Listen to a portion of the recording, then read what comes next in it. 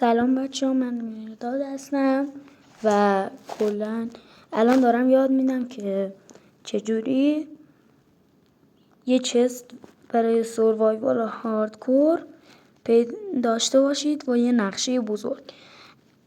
اون چست هم پره، نه چرت و پرت. الان میبینید که این وسیله‌های مهم توش. اینجوری باید با این تنظیمات به دستش بیاریم. خب اولی رو فعال نمی‌کنیم و هر گزینه دیدیم فعال می‌کنیم. الان این هم میبریم تا 10.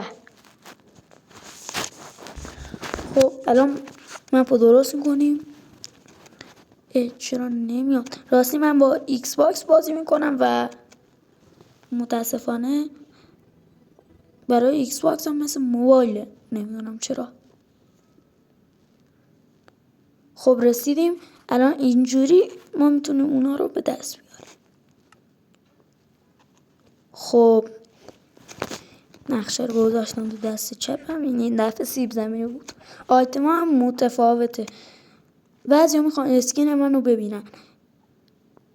الان میبینید این پشتم دیگه حرف، اینم جلومه روبرو اسکینم.